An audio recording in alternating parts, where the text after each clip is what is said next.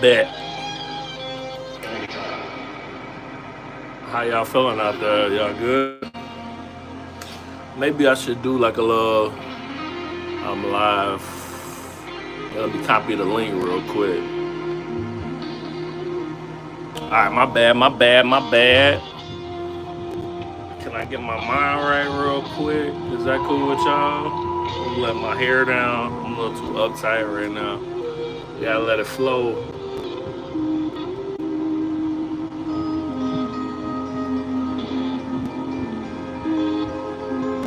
I had to start off with some Frank Ocean. This is like the new age cleaning music. It's like Frank Ocean, Givian, Brent Fayez, her. You know how that go. I'm gonna start with my theme music. Alright, I'll be right back. Don't go nowhere.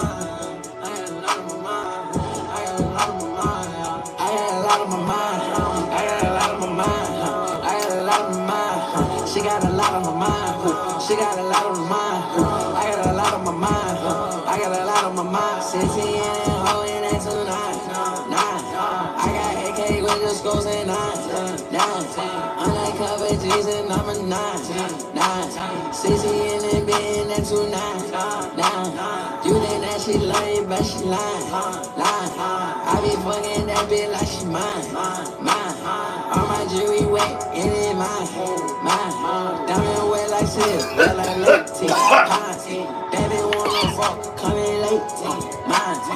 Woo! I did that bong real quick. I had these hoes strong. I'm on the top like a goat. I'm on the block with the poke. I'm on the block with a coat. I'm in Miami with coach. Nigga, we move like a coat. When I block like a coat. I got my club, I got my jelly. I got these motherfucking jelly. The bus, the rockin' and fitting. That's pretty good right there. Yeah, I fuck with the dilly. Spend a little check with my dinners. Got a little bitch, she cool with my bitch. Yeah, she gave me a limit. Yeah, gave me a limit. Yeah, gave me a minute. Billy cool 10. I want to hit my bone one more time. Hopefully that won't get me banned or anything. Baby, I be fly like the ceiling. Baby, go give me the feeling. What? I got a lot on my mind. I got a lot on my mind. I got a lot on my mind. She got a lot on my mind. She got a lot on my mind. I got a lot on my mind. I got a lot on my mind. Nothing like a little Playboy Cardi to get you going on a Sunday afternoon. How are y'all doing? Y'all good? Y'all decent? Weekend been good so far? So, yeah, I'm trying to do my 222 rants from now on. And I thought the last one was a big success for a number of reasons. So first off, my point was never to have people, like the people who I was addressing, it wasn't for them. It was just a general statement, general public service announcement. I had to talk my ish a little bit. I had to vent, talk some things that I've been thinking in terms of shows, in terms of me throwing shows, putting together a team, working. And the interesting thing was I was hoping a plethora of people would see it, and obviously a plethora of people have seen it. Because I've had people who I haven't talked to in a while, that I worked with, that are like my artists, or that I've done things with, reach out. And they asked me if I was okay. They were like, Sko, I've never seen you like that. And it seemed like you were going through it. And just the honest truth, man, is you're always going through it. There's always something. And the thing is, I think that was a side a lot of people haven't seen of me. It's a side my team has seen, a side a lot of people I'm close to.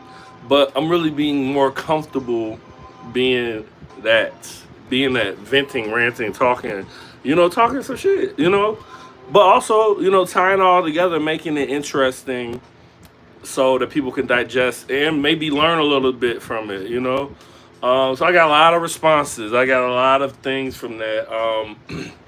Shout out to Harmonic Sapien. Shout out to East Venti.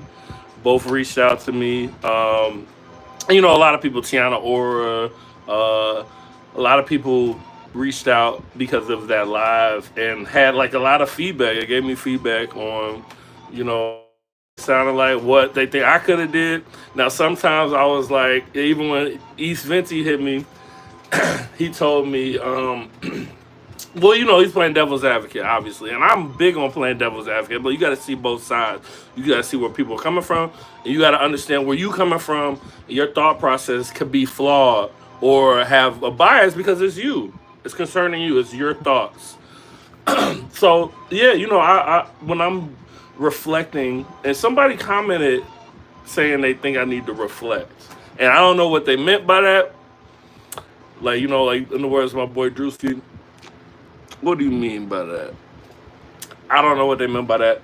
But one thing about me is I'm always reflecting all day, every day. I'm always reflecting, see what I could have did better, what went well, what we could do differently in the future. Because you really looking at the future, using the past and the present to dictate what's next in the future. So yeah, I'm always reflecting, and I've listened to the video a couple times, and I was like, okay. I was combing through it because I was a little emotional for sure. I'm an emotional man. I'm always a little bit emotional, all over the place. I'm happy all the time. I'm frustrated sometimes. I'm excited. I'm like, tired, emotionally drained. I'm a human being, and I'm really in touch with my emotions, and I love my emotions, and I use them in ways I feel like are productive. But yeah, I really stand on the things that I said. And if you want to go back and recap, you want to listen to some old Hope, watch my old album. You can go watch it and give me your feedback. I'm not going to dive in that because I got new things to discuss. Some of the same, some different. A little bit of this, a little bit of that. But first of all, I want to thank y'all as usual, for being fans of DJ Scully and Kinky Elevator Music and our affiliates. Um, it's been a good week. It's been a really good week. Yesterday, we were at Replay Lincoln Park. You could check our lives. The ambiance came through with a special guest, Spacey Baby, and of course, your boy was in the building. And it was just a really beautiful night. It was an R&B night. But we went all over the place with it. We got a little, the white people having fun playlist, the white people having fun, global domination for everyone, that playlist. But that, the buses shit, the Britney, little Insane, little Backstreet Boys, little, Kesha, little Charlie XCX, the vibes. Little, yeah, white people stuff. We did a lot of R&B. We did a lot of trap. R&B kind of got the trap going, and people were responding to it. I'm like, okay. And we did reggae, Afrobeats. It was a fun array of stuff, and it was really nice DJing with my guy Ambiance, who's like a new DJ. Started off as a rapper and like a producer, artist, very talented. I always thought he was very talented, but is a very great DJ. He did a great job. Shout out Spacey Baby. Same thing. Very good rapper. What's up with all these rappers becoming DJs, and they're really dope. So it's time for me to, as a DJ, become a rapper. So shout out to everyone who came out. Shout out to Neva the Diva, Liz of the Biz. My homie Momo was in the building. Shout out to Kite for setting up the play. Shout out all my homies there. We was dancing. We were getting to it. Old school, new school. It was a little bit of this and a little bit of that. It was beautiful. Had a great time. But okay, let's get into some topics because a lot of people send me stuff. So I kind of want to address that first, and then I'm going to just go on a rant, if that's okay with y'all. So I'm going to address some of the things that were sent my way. And one of the first ones was very interesting. I've been sitting on it for a while. So this was a text from my friend Amy. Shout out to Amy. And she's like a podcaster. I think she's a journalist because she's interviewed me. And like every time I talk to her, it's like an interview. It's like lit because she has a lot of questions. And they're very interesting questions. They're just questions I wouldn't think of. And I'd be like, wow, that's like, I got to actually think about that. So name of her podcast and brand is called Just a Human Being, like a pinto bean, like Heavy, DJ J Heavy has a Boston baked bean head ass. but hers is just a human being, like BEAN. And I listened to her podcast. It was dope. So she asks me questions all the time, but this last one was very interesting. So I'm gonna quote it. Yo, Ryan, I have a very interesting question for you. I was discussing this with a friend, and we were curious to hear different perspective.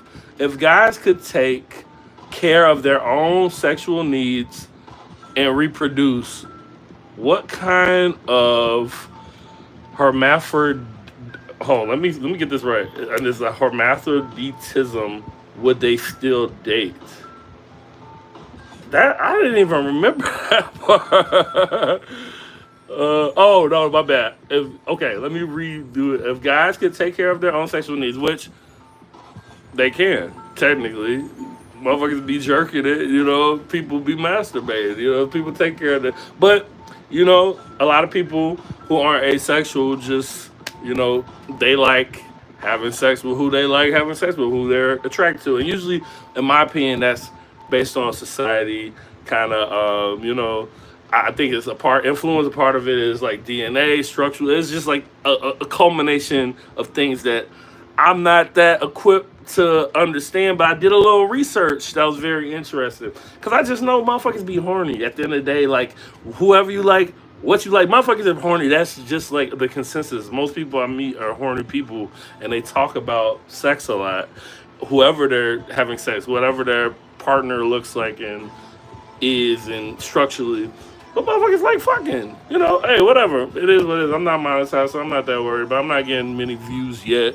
I'll work on my language later. I'll get more polished, But if guys could take care of their own sexual needs and reproduce, kind of like, like a, oh, okay, I see, okay. Kind of like hermaphroditism. Yeah, like hermaphroditism. Like, oh, okay. Man, I can't see that well. Hermaphroditism. Like, if we could reproduce on our own, would we still date? And yeah, I thought that was a very interesting question. And I knew in my mind immediately, I started thinking, I'm like, yeah, people would still date because we still have that enzyme in our brain that makes sex feel good. And sex feels good technically as like a mind fuck to get us to have kids. You know what I'm saying? They get pregnant and have kids. So I always thought that, and I kind of did a little market research. So like this is a little ism from my my last video. Like do some market research. Like look some stuff up. Like especially like I had an idea of what I wanted to say. But at the end of the day, I was like, I wanted it to sound better. I wanted it to, sound like a doctor. I wanted to give some basis behind my opinion. So I started digging into the concept of horniness. And that's why people have sex, is because they're horny. Right? I mean, I guess some people have sex for money. Some people have sex just because they're in a controlled environment or rape, unfortunately. Graped. I'm not supposed to say that on YouTube. So it's great. I'm gonna remember that for next time. But I'm live, so I'm gonna keep it trucking. But you know what I'm saying? So I thought about like the concept of horniness. So I looked up horniness and like what is it? Because we all feel it, but it's kind of hard to understand. It's just kind of like boom. You as a man, I know is a boom. And you're in it when you're in it, and it'd be a lot of good-looking women around, and if you have a partner, they usually, you're not with them for no reason. You know what I'm saying? I'm sure you and your partner like doing things sexually. So I went through like hormonal influences. It was like testosterone, estrogen, progesterone, and oxytocin, and like the love hormone, which is released during intimacy and promotes feelings of bonding, affection, potentially strengthening sexual desire, and high levels of these different hormones, just kind of push you into, having sex, releases of dopamine. So dopamine, like the neurotransmitter that's linked to pleasure, motivation and rewarding, seeking behaviors, including sexual desire. So a lot of it dopamine, and a lot of these things, these neurotransmitter activities, at the end of the day, a lot of it just kind of comes down to you just believing in the creator, and the creator is a genius. The creator, whoever your idea of the creator, I don't want to get into religion right now, but they made us like this. Our bodies are so complex. Like these small things, like the hormones, our neurotransmitters, your blood flow, like these different things, the way your heart works, the way your mind, everything is connected. It's so interesting. That's why I'm like, when you talk about sex and the idea of a man reproducing on their own, and if they would date, I think they would still date because we would still have it. This is literally the reason. It gives a lot of people the motivation. Now, some people just want kids for other reasons, and you could dig deeper in this. But just like the idea of being horny and wanting to have sex, it's all these different factors, which is so interesting. Um, so, and I did more market research too.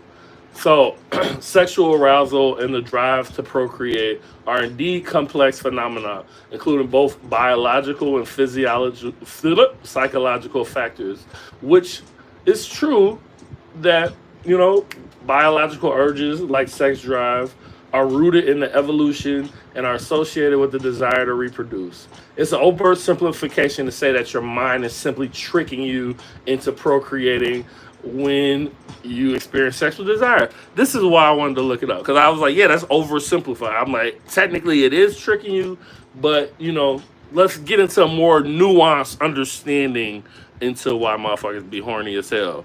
Some of y'all be way too fucking horny, no diddy. You know what I'm saying? So let's get into the, biological basis. Sexual desire is strongly linked to the biological drive for reproduction, driven by hormones, like I said earlier, and other physiological factors. And like during periods like during ovulation, that's in terms of women's sex drives may increase. And men just be horny just to be horny. No, I'm just kidding. That's not scientifically true. But, beyond instinct, humans have the capacity for complex decision making and are not solely driven by biological instincts. Clearly, we have a lot of different factors for sure. Our minds can override basic drives through rational thought and conscious choices. And that's seen in ability to delay or choose or procreate despite experiencing sexual desire. So we're not completely tied to those urges, you know what I'm saying? Furthermore, individuals can pursue other desires and goals beyond reproduction, like those related to personal growth, relationships, societal contributing. Society always is a, contributing factor. These laws and ideals that are brought to kind of keep us sane, to keep us from, digging in our straight animalistic tendencies. We're a little bit evolved, I guess. So while sexual desire can be overwhelming, you can gain perspective and learn to navigate it. Techniques. There are a lot of techniques people can learn. These are learned techniques to kind of control your sexual desire. But from the original point that Amy made, which I thought was so cool, and I thought was such an interesting question, and I'm interested to kind of like follow up and talk more about it. Um, Let me see. I think I just lowered it. I don't want to misquote. I hate misquoting. That's the worst thing in the world. I never want to misquote. I got all my little notes and questions right here. All of them. They're all right here. And they're all jumbled up. Next time I'm going to do a little better. But okay. So in terms of if guys could take care of their sexual needs and reproduce, would they still date? And man, that is still an interesting question. I'm like, so I digged into like the thoughts of horniness and why people really date. Because people really date. Come on, let's be real, man. A lot of a lot of the dating nowadays is like get into it. You test drive the you dig and you dug, your curiosity. People like having sex and people like dating. People like companionship, and I feel like if you could take care of your own sexual needs to reproduce. That would be very interesting. Like, if we were like platypus, I think they're hermaphrodites. They can reproduce on their own. I believe.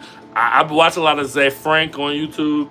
So, I believe that's true. But I'm going to do a little research. I'm going to come back on that. So, yeah, what we still date? Like, what is dating? Dating these days is so complicated and convoluted, regardless. And a lot of things. Some people kind of go based on society. Some people go. People are influenced by so many different factors when it comes to dating and relationships, and marriage and partnership. So many different factors. So many psychological. So, at the end of the day, it's just a very convoluted thing in general, dating, sex, life, which is a perfect segue to my next question by Tiana Ora. Um, Man, Tiana hit me up. Me and Tiana's one of my best friends. That's my dog. Shout out Tiana. Shout out to Griffin and Zen and the whole family. Leo, the CEO. Those are my people. They out there, doing their thing on the other state. You know what I'm saying? But they kicking it. They doing their thing. But so T always says to me, "How you doing, Skull?" All caps.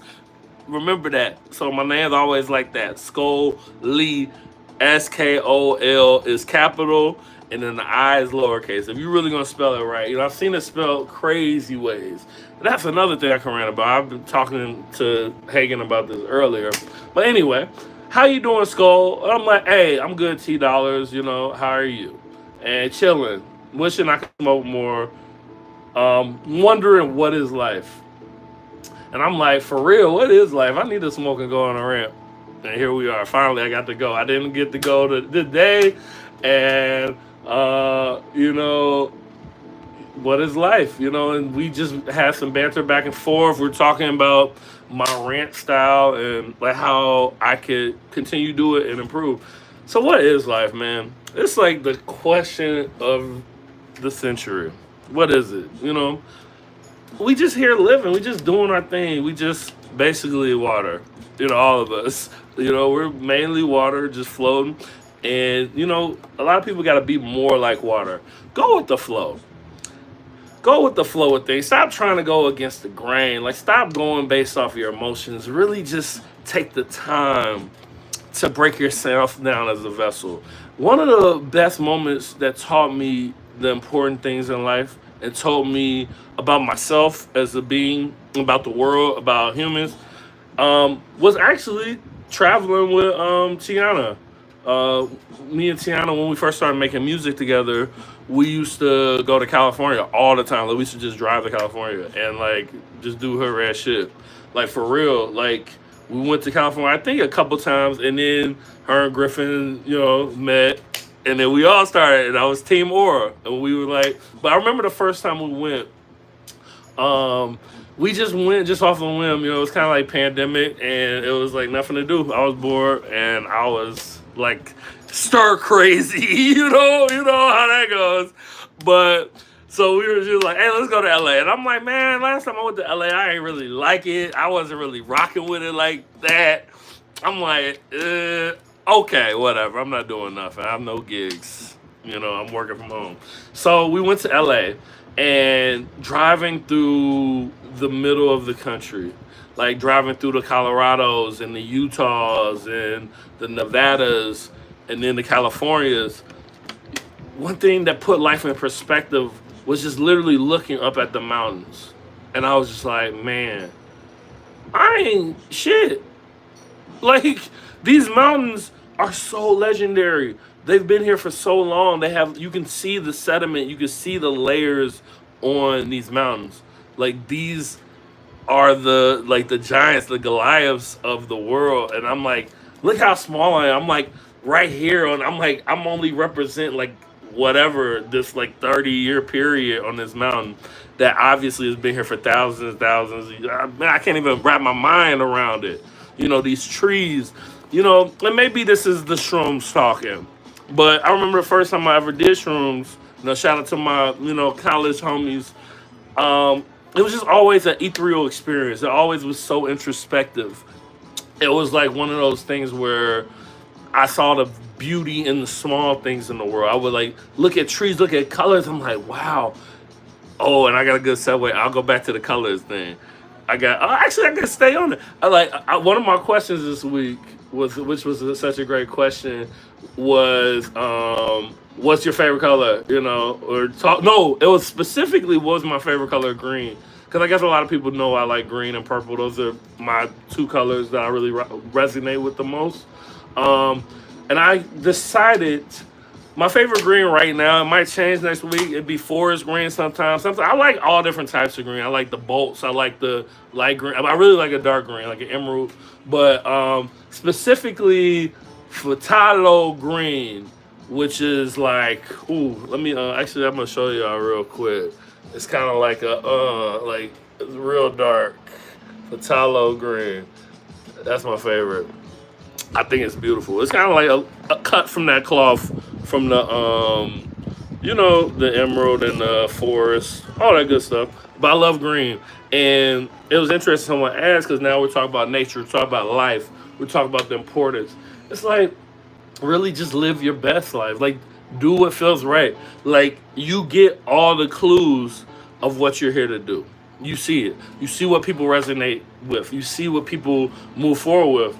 And one thing I want to do with these rants is I want to hone in on it. I really do. Like one of my favorite professors told me, and this is like kind of all stuff that just resonated. I remember, and shout out to my boy Jay Heavy. He always tells me I have a horrible memory. Shut up. You have no idea what you're talking about. I have an amazing memory. I remember a moment. I have photographic memory, actually.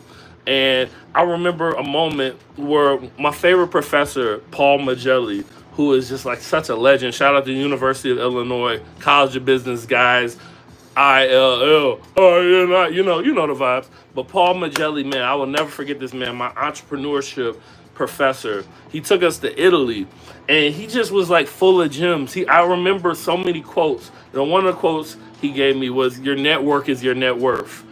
Like this man used to pull up to college in a helicopter and like drop it on the roof. Little Italian, smooth, older Italian dude, just very smooth and suave and just like on point. Very great talker. So the network is your net worth. And in life, yeah, that's what I really preach to people. It's all about your network, meeting people, like connecting and actually connecting. You know what I'm saying? Like actually connecting. Like your network doesn't include somebody who you're like really casual or you met once. Your network is people that you can call and they can do stuff for you. They'll come through for you. You know, that will actually, when you're in a need, when you're low or when you're feeling low or financial whatever, they're there. Everybody is there when you're up. Everybody is around. Everybody is down to clown at the get down. I just made that up. That sounds good though. I'm rocking with it. It is what it is. But anyway, your network is your net worth. It's not about how much money you got in your bank account. It's about how much money your network got in their bank account. No, but for real. And like Bob Marley, one of his famous quotes about how money has nothing to do, riches has nothing to do with money. Riches has to do with your health, your prosperity, your circle, the people you surround yourself with, just your quality of life. It's all about quality of life and life. That's a huge thing. Life. What is it? I mean, you're here. What's gonna happen when you're dead? We all expire eventually. That's the only thing that's guaranteed.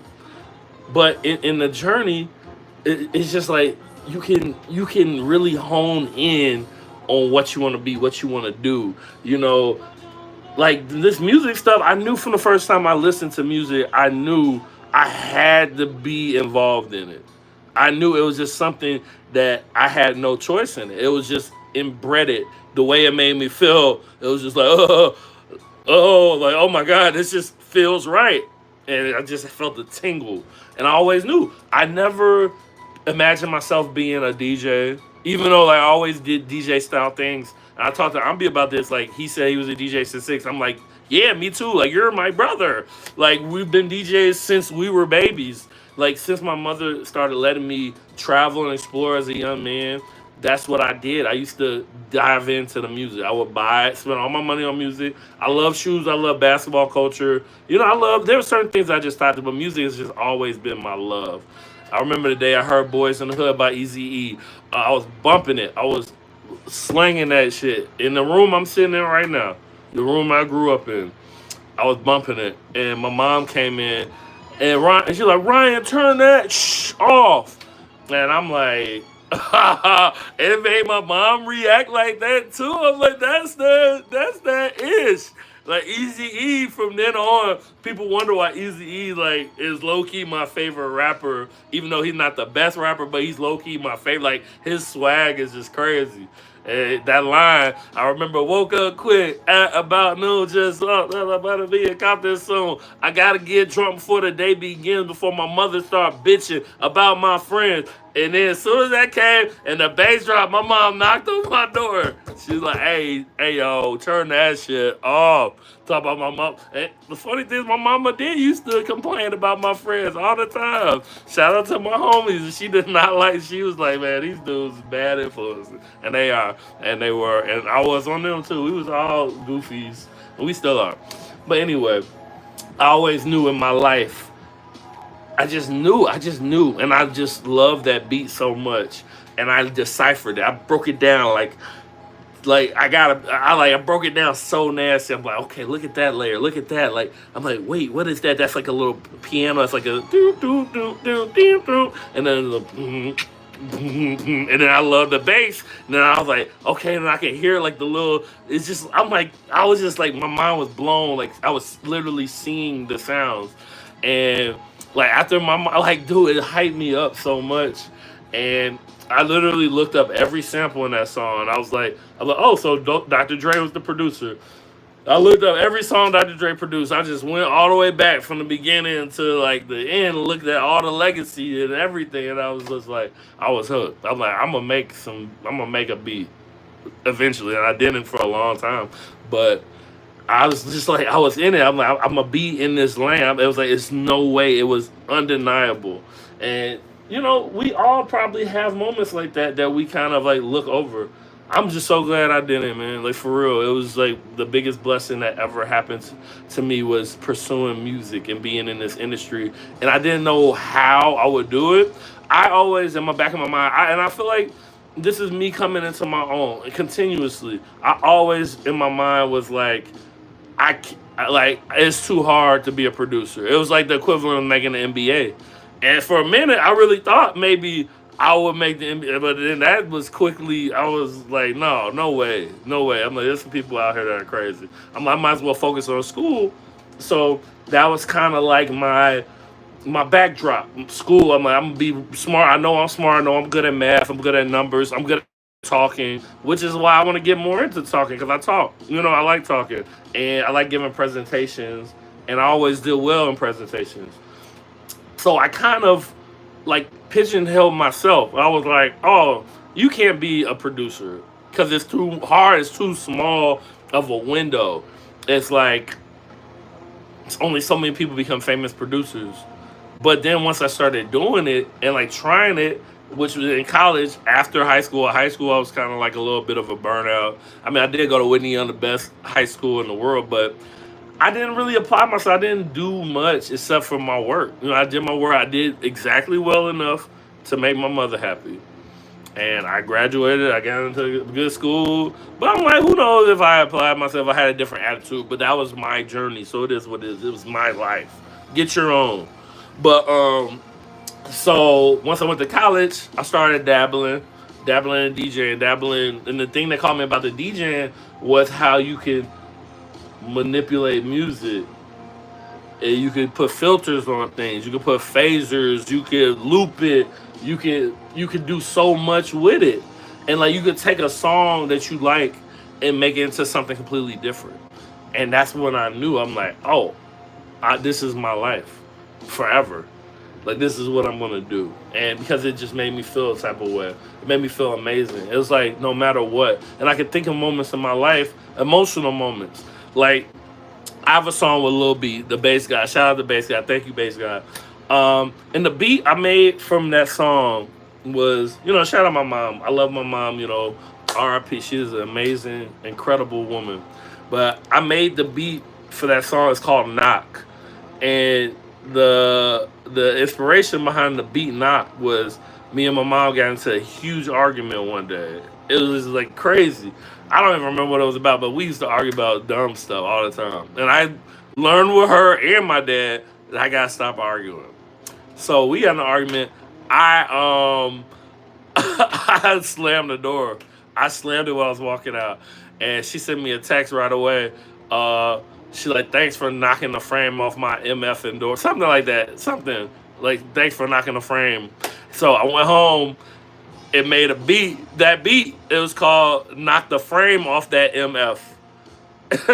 So it was aggressive, like angry beat. The beat was like, I don't know, like, let me, matter of fact, I got it on here. Let me see. I think I got it on here somewhere.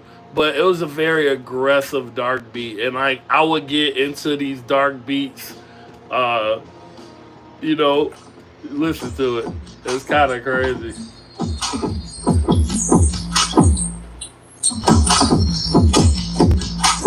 And I forgot what I sampled, but I remember it was like something dark. And even when this da da da da da da da da da da da da da da da, yeah, it was very angry beat. And this was Not the fame Lil about B the and Millie game, Mango. man. Go Off the check that frame. I out. said Nah, not the game about the frame. it's a fun Not song. the game about the frame. But anyway, I went home and made that beat, and it was inspired by me being upset at my mom. Some of my other beats I saw off the Redline project, I remember I made like 4 beats from that project when I was on tour with this kid Simon Mustafa, who's, hey man, shout out to Simon, but dude, back then you were a piece of work, bro. You were wildin', and I love you. You took me on one of my first tours ever. I remember we were in Madison, Wisconsin, um, and we were just on tour, and I was putting in work. I was young, DJ Scully. You know what I'm saying? 20s something.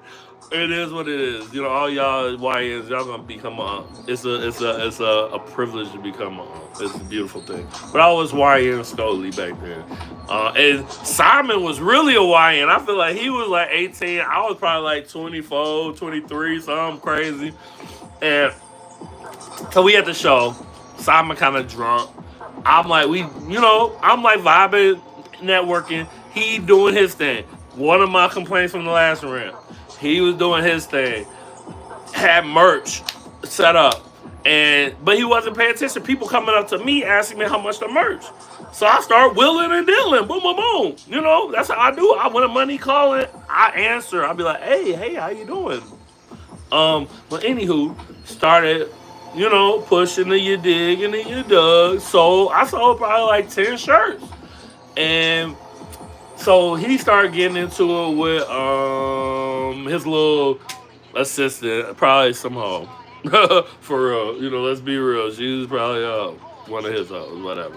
One of his shorts. Sorry, my bad. Can't call a bitch Anyway, it was one of his little shorty orties, I'm assuming.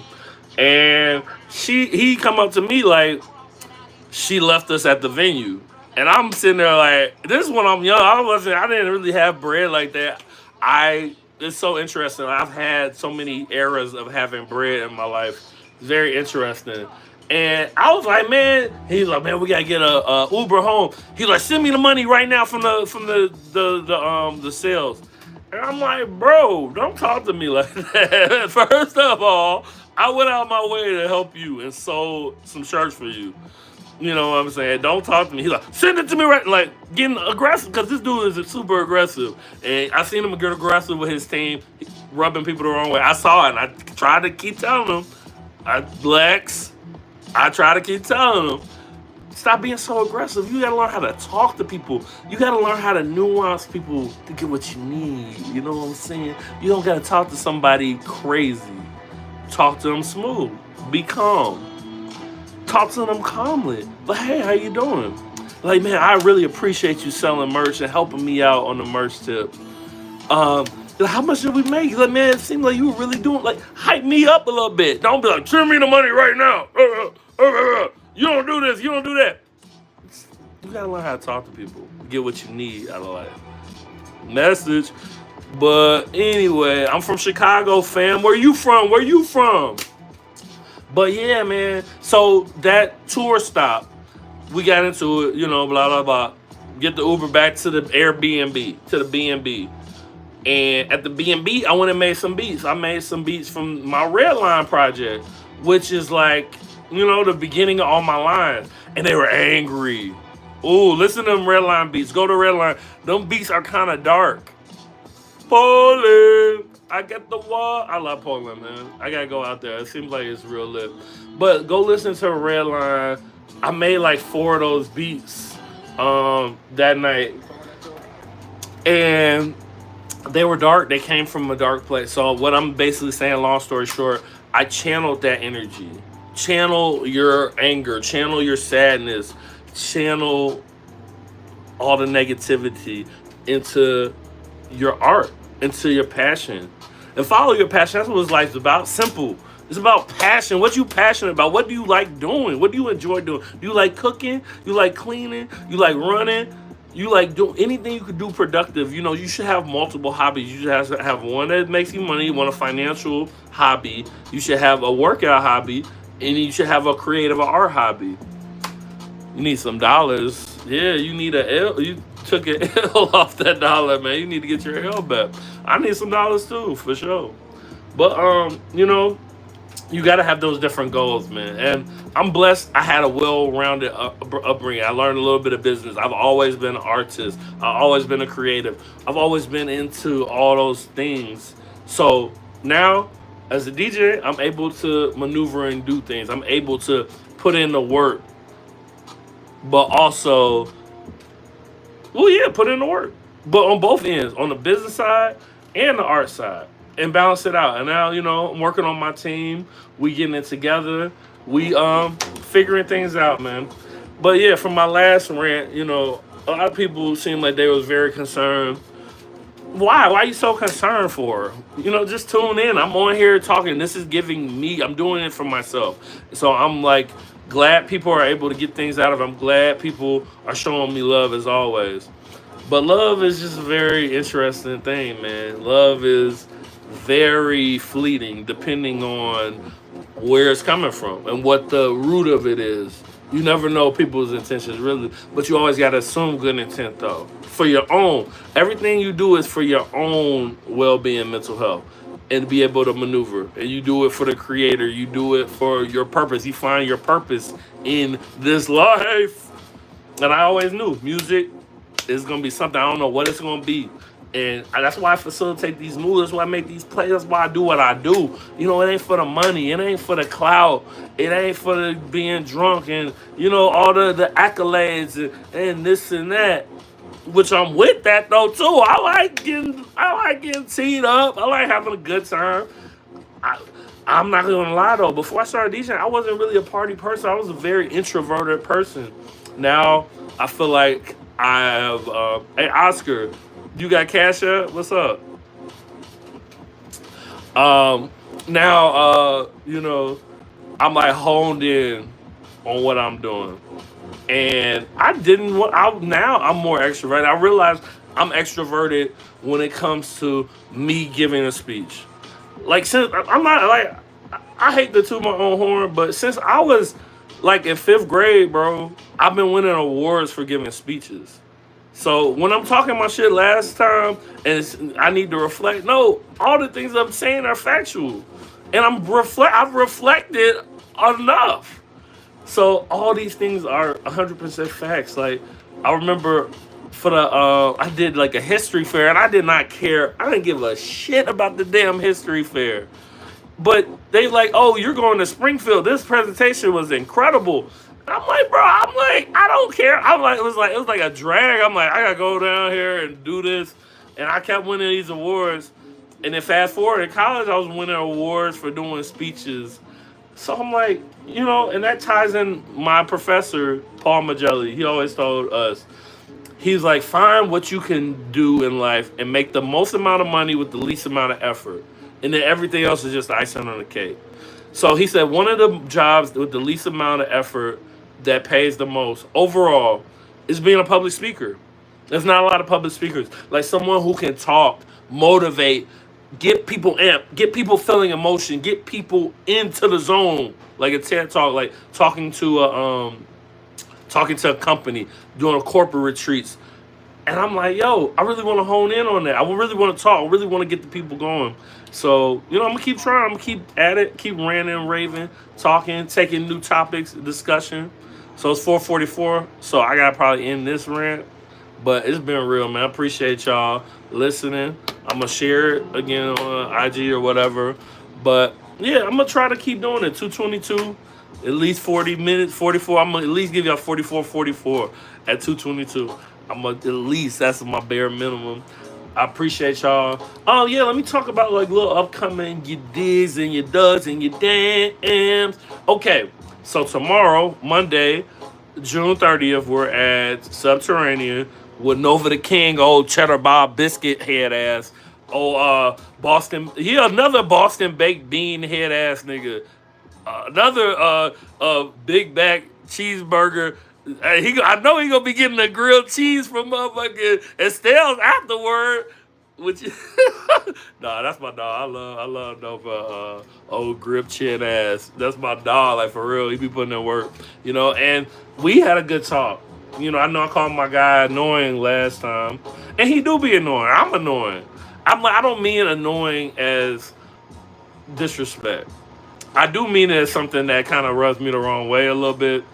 But everybody rub me the wrong way a little bit. I rub myself the wrong way a little bit sometimes. It's rare. One of the only people in the world that don't get on my nerves is my homie Lexus homie. Lexus homie, bro. That dude's $1 million smile, bro.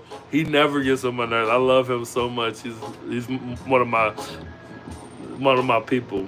$1 million smile. I love it. But yeah, Lex. I said Nova was annoying, and I'm gonna come back to that. I don't think he is. It was annoying to me, the persistency, but I respected it the whole time. I respected it. I thought it was really. I'm like, dang, this dude cares. That's why. If someone really being annoying, I cut them off. So I got to be realistic. I wouldn't say Nova was being annoying. Like I was irritated at some point when he was early when he was conversating. And sometimes when we were working on this event, that's kind of why we did this promotion. I was like, man, bro, like, we should hone in on that and like make it do what it do. And a lot of people thought it was real too. So I was like, hey, acting chops, man. You might see me in Hollywood one of these days. You know what I'm saying? I'm with that action, man. I need to get out the music industry for me. I need a little break, a little vacation, man.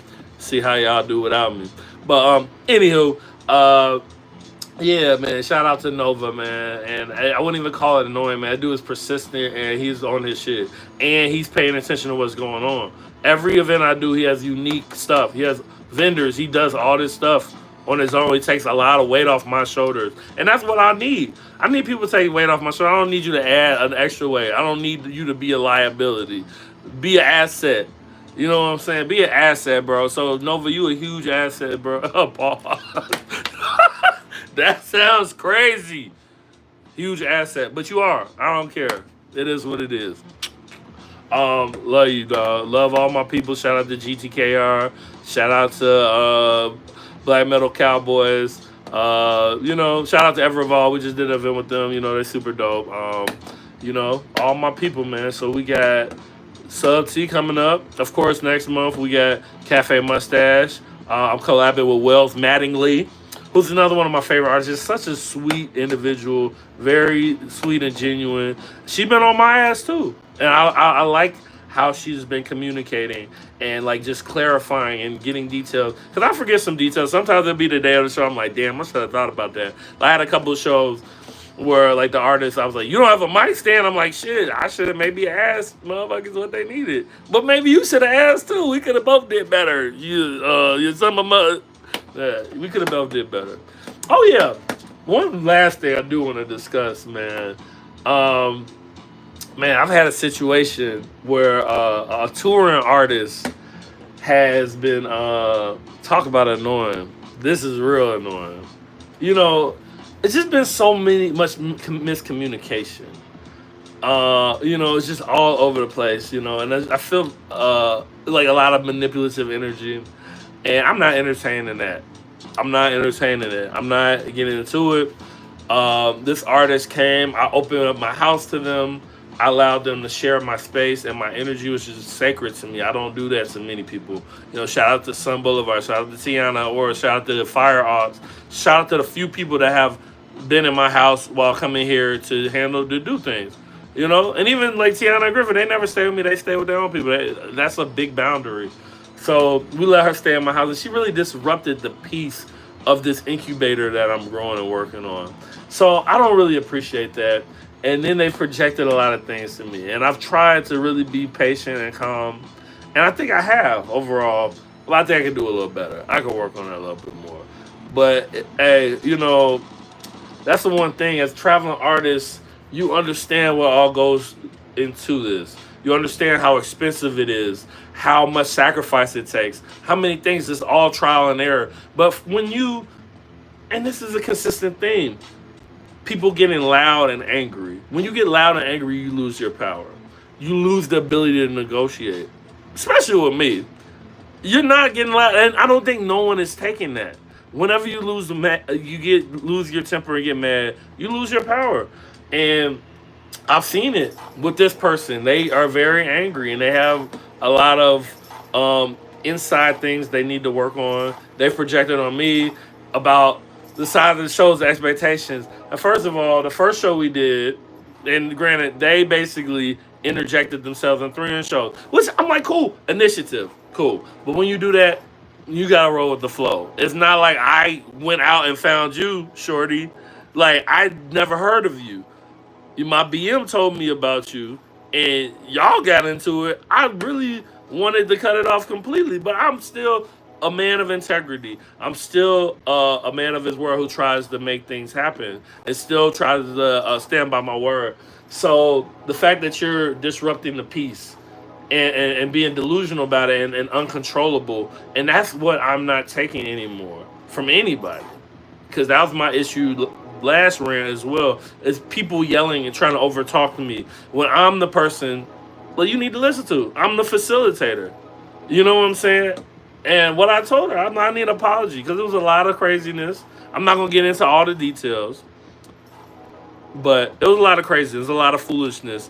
And what I'll just say to any artist wanting to travel and tour and understand and kind of go with the flow, like we said earlier, be like water, kind of go with the flow, like move in, don't try to, I'm not saying don't do your own thing, but don't just be a bull in a china shop going against the grain all the time. Have some nuance to your stuff.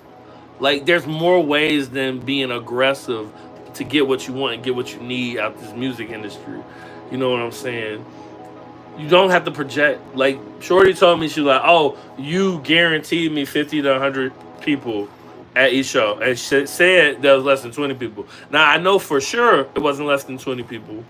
I know for sure the Enjoy show we did. I mean, I'm not good with that, and I'm not big on like looking out and how many people. I'm big on the vibes. I look out.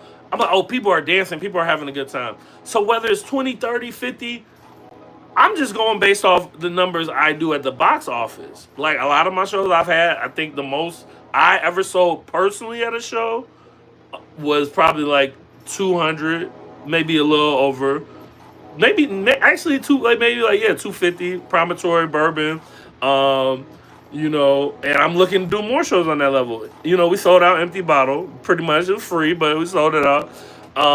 But every show not gonna be that. Now, if I said average 50 on 100, I average 50 to 100 shows a year. So you gotta take, and granted, these last couple shows were not. Now, Enjoy always up and down. Like, I'm like that's kind of a venue I'm figuring out and do like last minute things that. But I don't have a core audience. Now my Cafe Mustache show is a small place, but we always pack that mug out. We always have at least 50 to 100 people. We've had lines, especially when I work with like Nova, Bombshell, Blonde. But I collab with someone new to the space, and it wasn't quite the amount of people that I usually have, but I thought the vibes were on point. I thought the vibes were cool. I thought the vibes at the Enjoy show. Now the Sub T show tomorrow is going to be packed. But that's how it is. Every month you look, it's not always about the numbers, it's about the consistency. And the fact that I went out my way and tried to help this person, tried to help them on tour, which I know is a sacred thing. I actually helped two people on tour. I had helped a young artist, shout out Incognito from London. Um, they were on the Enjoy show, really enjoyed it, had a great time. And I see the pictures, I see the videos. Everyone had a great time from both shows. But, you know, a lot of projection, a lot of like and to take it as far as like I could be in a breach of a verbal contract. I said, yeah, I'll see you in court. And people don't like seeing me in court because I got a mouthpiece and I have a good memory. I got receipts on a lot of things. So God bless you. You know, I hope everything goes. Oh, we're actually going to hit 55, so that's when I'm going to sign out. So I just wanted to address that real quick, man. You know, I hope that artist is doing good. But I do want my apology. And I'm still open. I'm still ready for it. Anybody, if you're ready to apologize, the time is now. Don't wait forever. Because I won't be here forever. You won't be here forever. You don't want to go through life knowing you didn't apologize to me. That's crazy. But I like apologizing too. You know, I'll be sorry for how I talk sometimes, but I didn't not mean what I said. I still meant it. But I could have nuanced it a little better to help your feelings. But I love y'all. I appreciate y'all, man. It is exactly at 5:55. Peace.